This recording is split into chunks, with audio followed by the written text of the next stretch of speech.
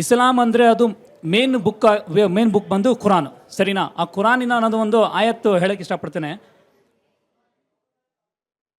ಸೂರಾ ಅಲ್ ಮಾಯಿದಾ ಆಯತ್ ನಂಬರ್ 32, ಒಂದು ಮಾನವ ಜೀವಕ್ಕೆ ಪ್ರತಿಯಾಗಿ ಒಂದು ಕೊಲೆಗೆ ಶಿಕ್ಷೆಯಾಗಿ ಅಥವಾ ಭೂಮಿಯಲ್ಲಿ ಅಶಾಂತಿ ಹರಡಿದಕ್ಕೆ ಶಿಕ್ಷೆಯಾಗಿ ಹೊರತು ಒಂದು ಮಾನವ ಜೀವನವನ್ನು ಕೊಂದವನು ಎಲ್ಲ ಮಾನವರನ್ನು ಕೊಂದನಂತೆ.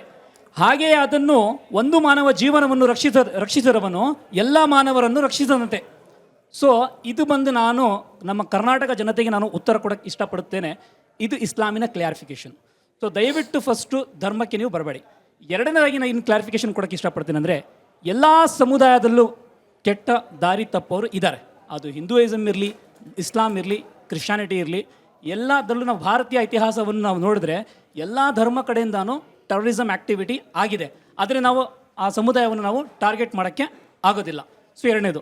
ಮೂರನೇ ಕ್ಲಾರಿಫಿಕೇಷನ್ ಏನಂದರೆ ಸರ್ ಮೇಡಮ್, ನಮ್ಮ ಸಮುದಾಯಕ್ಕೆ ನಾನು ಫುಲ್ಲಿ ಸಪೋರ್ಟ್ ಮಾಡ್ತಾ ಇಲ್ಲ. ಏನಕ್ಕಂದರೆ ನಮ್ಮ ಸಮುದಾಯದಲ್ಲೂ ಈ ಥರ ಕೃತ್ಯದಲ್ಲಿ ಭಾಗಿಯಾಗುವ ಜನ ಇದ್ದಾರೆ. ಏನಕ್ಕಂದರೆ specially the main reason is a lack of education. ಅದು ಇಸ್ಲಾಮಿಕ್ ಎಜುಕೇಷನ್ ನಮ್ಮ ಕಮ್ಯುನಿಟಿ ಇಲ್ಲ, ಫಾರ್ಮಲ್ ಎಜುಕೇಷನ್ ಕೂಡ ನಮ್ಮ ಕಮ್ಯುನಿಟಿಲಿ ಇಲ್ಲ, ಸಿಸ್ಟಮ್ ಬಗ್ಗೆ ನಾಲೆಜ್ ಇಲ್ಲ.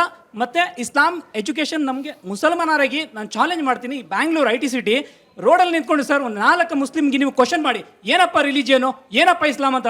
ಅವನು ಮುಸ್ಲಿಂ ಆಗಿ ಕೂಡ ಇಸ್ಲಾಮಿನ ಬಗ್ಗೆ 0% ನಾಲೆಜ್ ಇಲ್ಲ ಸರ್.